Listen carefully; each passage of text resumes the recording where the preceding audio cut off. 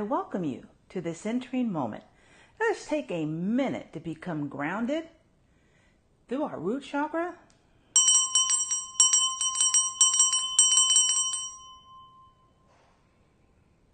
Take a deep breath in and out. And then as we are on our Heartstream, let us become grounded in our heart chakra. Take a deep breath in and out. And let us center, become present, and ready to hear the message.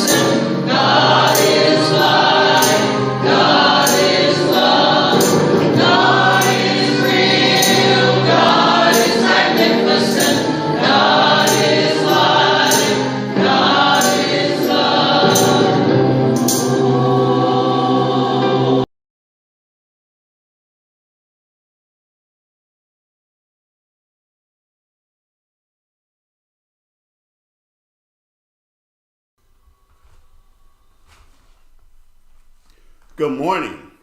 What comes from the heart reaches the heart.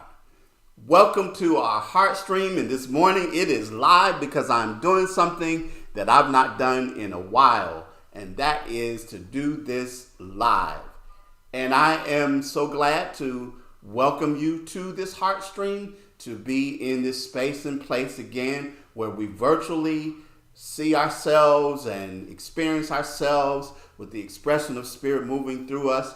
And thank you for all of your support and all of the things that you do to make this message and to make not only the message, but just the overall vibration and experience that we call Open Heart reverberate around the world. And there are many places and many people that we touch. And it's all because of you. I thank you for all that you do and for you tuning in weekly and being a part of this experience, and look forward to what the future holds for each and every one of us. And as always, I greet you. I bless you. I see God in you.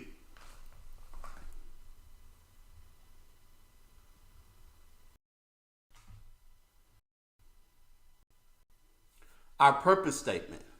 Our purpose is to create a spiritual community which recognizes that there is one presence and one power in the universe, God. Daily, we actively practice this spiritual truth. We open our heart space to each person to acknowledge one another as expressions of God.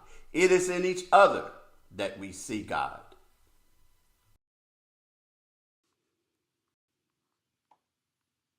Our theme for the month of May, Live Your Impossible. No matter the appearance, condition, or circumstance, I firmly stand in my truth. Because God is in me, nothing is impossible. I face all things and declare, I'm possible.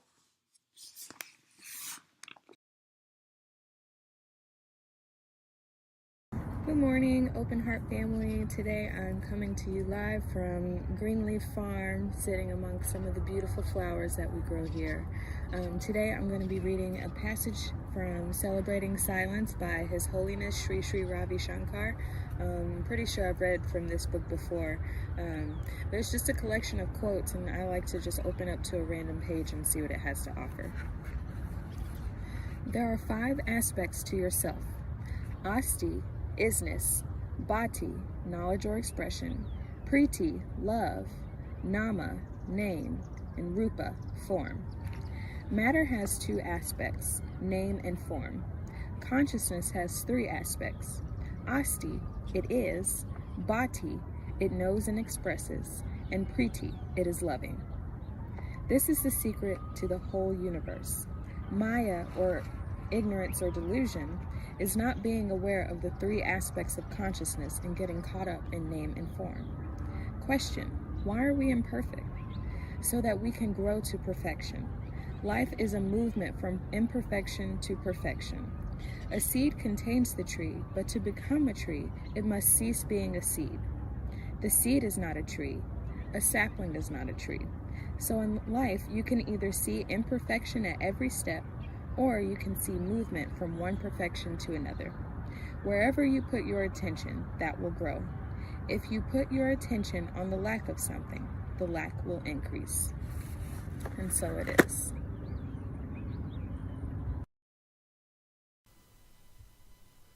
Good morning. These are your announcements. Happy birthday to you. Happy birthday to you. Happy birthday to you. Just have a happy day. Today is a day like no other day. Just think and you'll know that it's true. Days like today should be holidays. So I'm singing this message to you. Happy birthday to you. Happy birthday to you. Happy birthday to you. Just have a happy day. Join us this Thursday at 6:30 p.m. Central for our Wine and Words. Our facilitator, Krista Wright Thayer, introduces a quote that will stimulate conversation. We have a wonderful time, and we hope to see you there. Join us via Zoom at ohsc901.com. At Open Heart, we absolutely believe in the power of affirmative prayer. We hold a space for these persons you see named here. We see you. We see you whole. We see you strengthened and encouraged. We see you recognizing the infinite within that animates and gives life to you and sustains you through all circumstances. And so it is. I'm always grateful to those who provide an affirmative reading. Thank you, thank you, thank you so much. And this is your opportunity to submit a video to Jay Gilmore at Openheartspiritual.org. Our daily affirmative prayer call takes place each and every morning at 8 a.m. Central Time. Dial in as one of our prayer team members shares an inspirational reading and then prays for you, all in about 7 minutes. As always, we're thankful for your gifts. There are 3 ways to give: through our Cash App, to give online at our website, or text the word GIVE to 615-422-4292. Infinite prosperity is mine to share. I am blessed, and we hope that you will continue to share in your prosperity with Open Heart. Here's another easy way to support Open Heart. With Amazon Smile. With Amazon Smile, you'll find the same Amazon dashboard, order, and browsing history you currently use. Nothing changes except A donation is made to Open Heart with each eligible purchase. You see, Amazon will donate 0.5% of the price of your eligible Amazon Smile purchase to Open Heart whenever you shop. You can go to our website and you can click on the banner that's there and it'll take you to Amazon. You can go to Amazon and go to Smile and give you a tip. We're listed as Open Heart Community of Faith Ministries and Church because that is our official name when we signed up through Smile. And you can even do this. I do this. You can add the Amazon Smile extension to your browser if you use Google Chrome. And then all you have to do is click on that and it will take you completely into the portal and you're able to support Open Heart. But it's an opportunity for you, if you already shop at Amazon, to support Open Heart and what you're doing, and we appreciate it.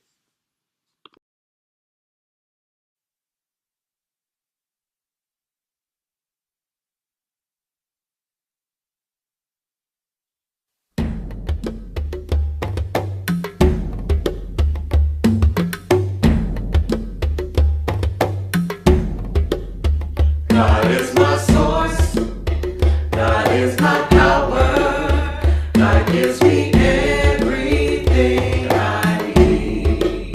So I give thanks for all my blessings, God gives me everything I need. Love is my source, love is my power, love gives me everything I need. So I give thanks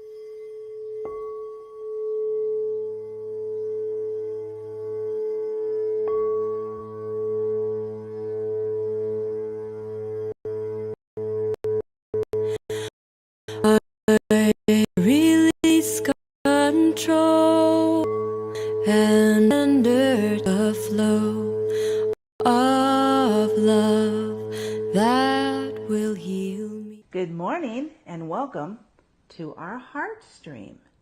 It is good to be here with all of you. Let us just take a minute to turn within. Oh, sweet goddess within, divine. And on this sacred day, just like every day, may we know that we are standing on holy ground. And may we move and groove in a way that reflects our open hearts and our connection as a spiritual community. We speak peace on every circumstance that could have our attention distracted. And we bring ourselves back to this space of love and joy and hope, speaking a blessing upon all things that follow in this service, knowing that they're in their right and perfect place. We are grateful for this opportunity to gather here in this sacred space, and may we leave inspired, motivated, and more of our true selves at the end of this celebration. And so it is. Blessings.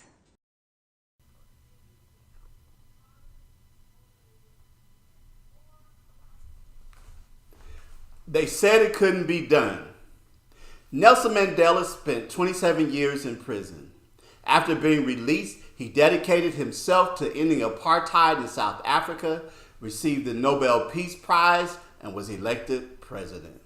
Michael Jordan didn't make his high school basketball team, but later he became one of the greatest basketball players ever. Clark Gable was told in Hollywood that he would never get to play the leading man. But as we all know, one day he later became known as Rhett Butler in Gone with the Wind, and the rest is history. The early works of Dr. Seuss were rejected by 23 publishers, and the 24th one said yes. Dr. Wayne Dyer spent his childhood in foster homes, and yet he always envisioned that he could get anything in life that he set his mind to. And later, he published millions of books that helped people, that brought them spiritual enlightenment and understanding. Even Lucille Ball got the thumbs down when it came to acting. Just 1 month after she started attending the American Academy of Dramatic Arts, her mother received a letter from the school saying, "Don't put any more money into this. This girl will never make it." Oprah Winfrey was fired from her job, declared unfit for TV. And we all know that now she started her own network, and her show was a success. And we see Oprah everywhere and all of the things that she was able to do. These people and many more, in one way or the other, were told that they would never reach their dreams, that they would never make it, that it couldn't be done. Our theme for the month is Live Your Impossible. And the accomplishments that I mentioned could be considered those people's impossible, but yet they did it.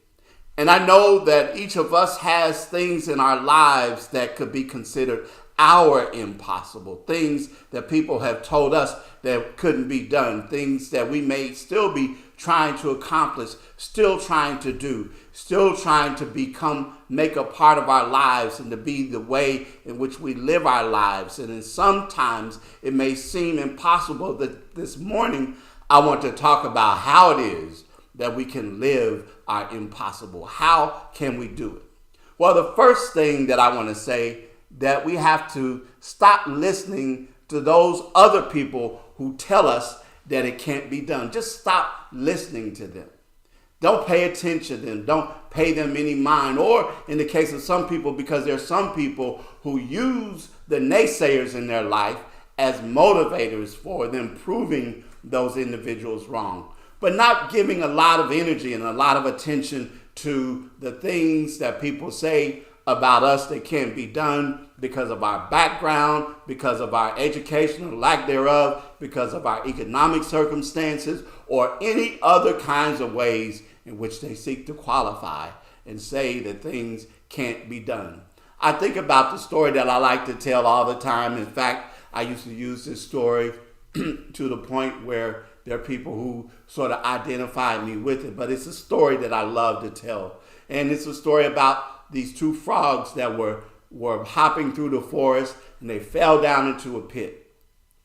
And when they got down in the pit, it was so deep, and they started to try to hop and to get out. And as they looked around, they saw the skeletons of other frogs who didn't make it out. And there was a gathering of frogs around at the top of the pit who were telling them, just give up, you're not going to make it.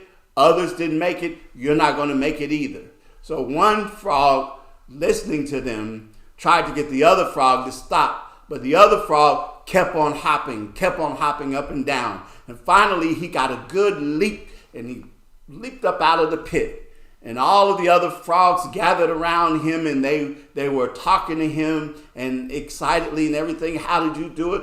What was your secret and everything? And the frog looked at them with a dumbfounded look on his face. And finally, one frog in the crowd said, wait a minute, I recognize that frog. And walked over and started doing sign language to the frog. Because you see what happened is that when the frog started responding back, the frog, because he was deaf, couldn't hear the people telling him to give up. The other frogs telling him to give up, to stop trying to jump. He thought that they were actually encouraging them. And so he used that as an opportunity to leap up out. So the first thing we've got to do is stop listening to those folks who want to tell us what's impossible, who want to tell us what can't be done.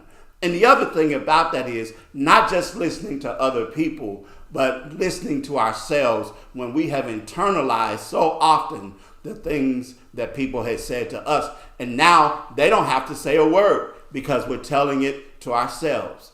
The second thing that I think is important for us to begin the task or begin the experience of living our impossible is to look on our past accomplishments, to look at the things that we have done, to look at the ways in which we have been successful, to remember and remind ourselves of those things. And as we do so, then we're in a position to begin experiencing new things because we can build on those previous successes. We can look at the fact that success always leaves clues, and we have clues in our own lives of things that we have been able to accomplish. And sometimes people will say, I've never done anything, I've not accomplished anything.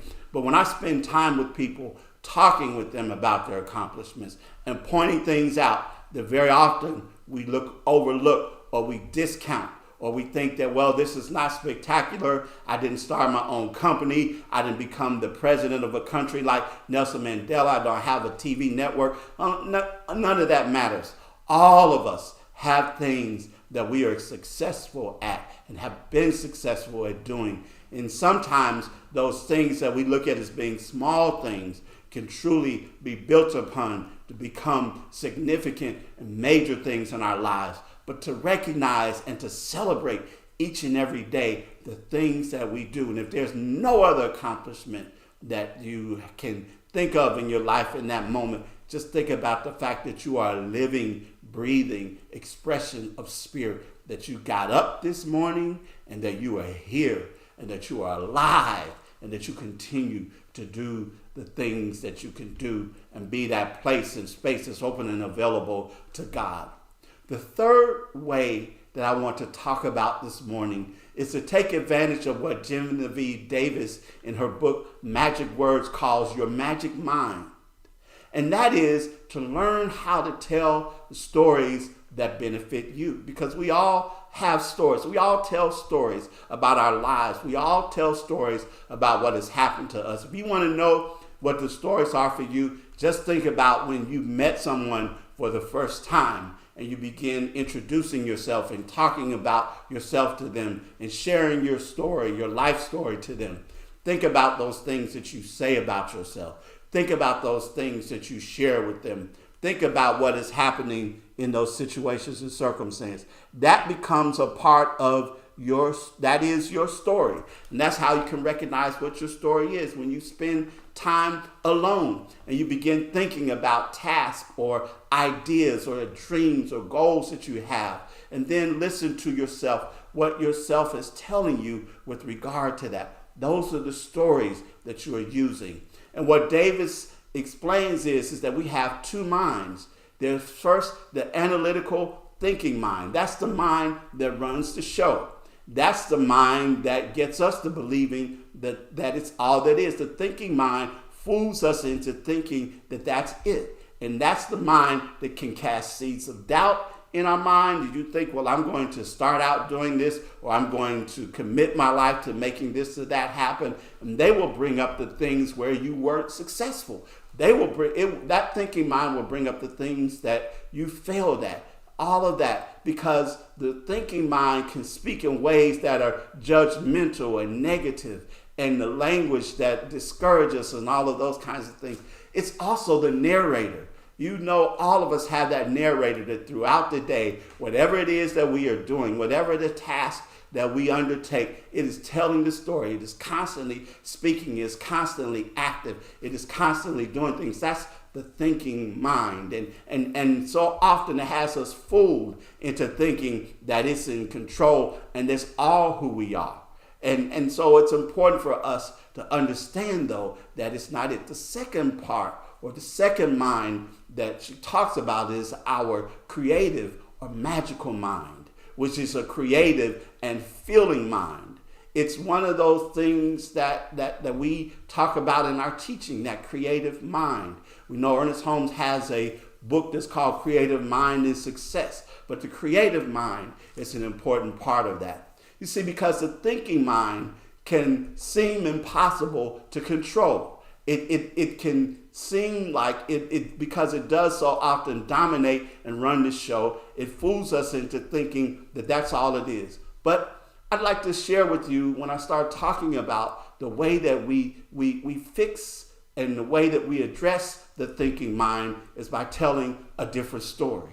It's going to have its story, but we have the power, we have the ability to tell a different story. I'd like to share with you, as an illustration, two stories, and these are Genevieve Davis's stories. The first is that in the late 60s, a baby girl was born to a young mother and a controlling, unstable father. When the girl was about 5 years old, the father tragically died in a car accident.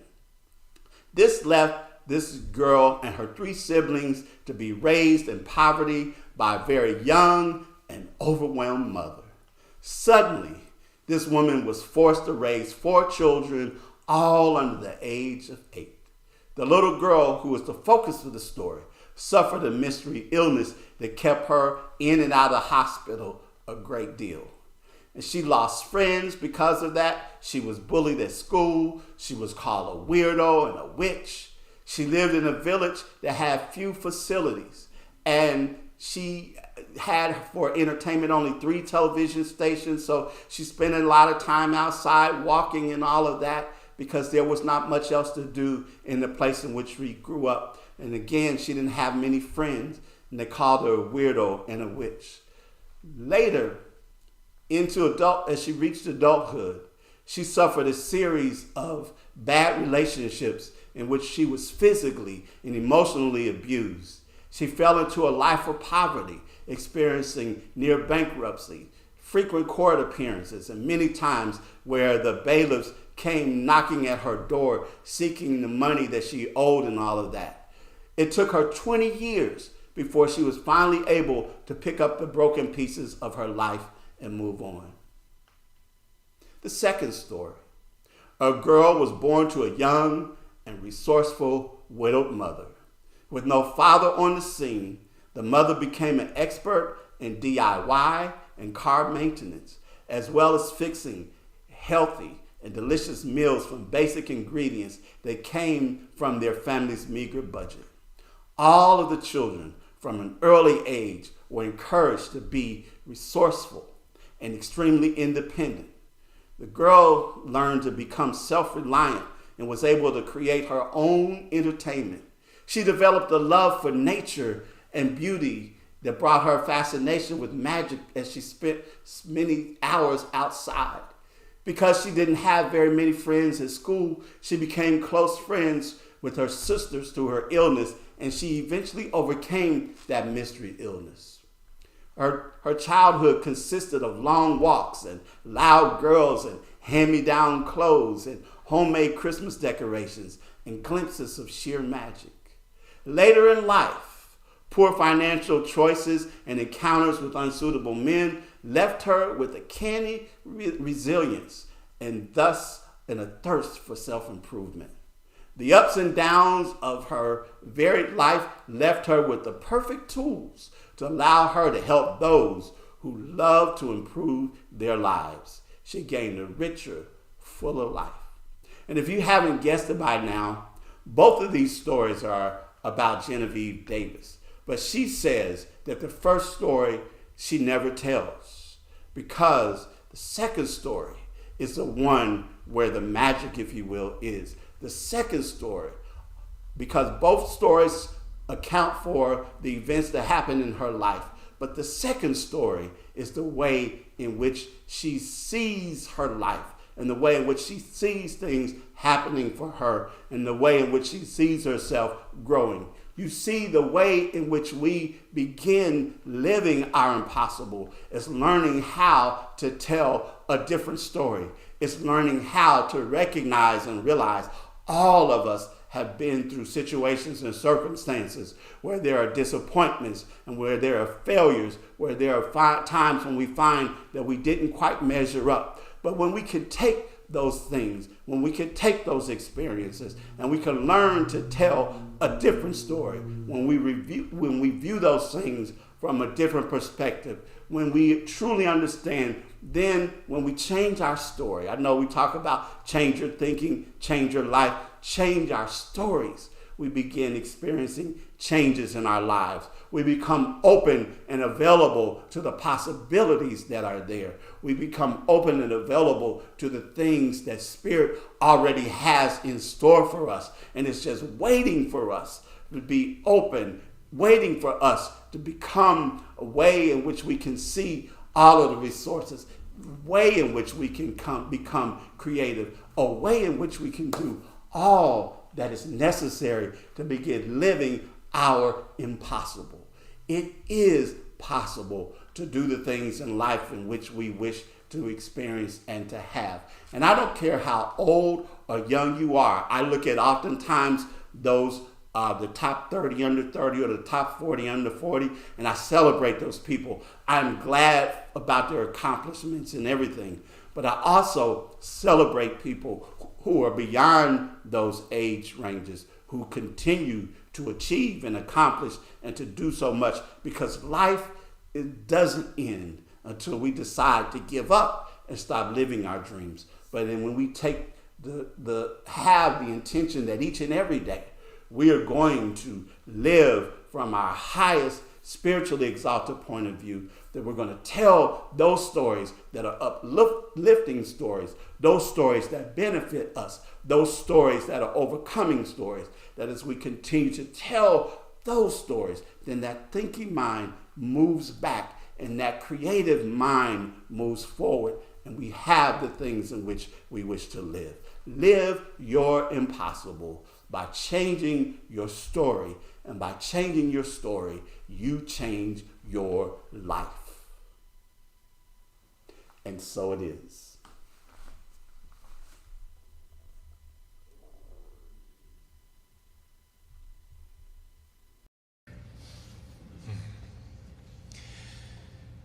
There was a time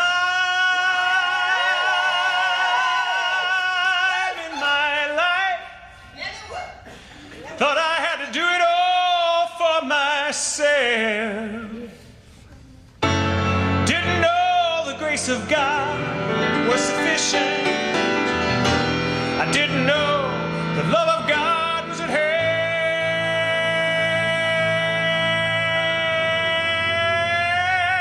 But now I can say, if you are discouraged, struggling just to make it through another day,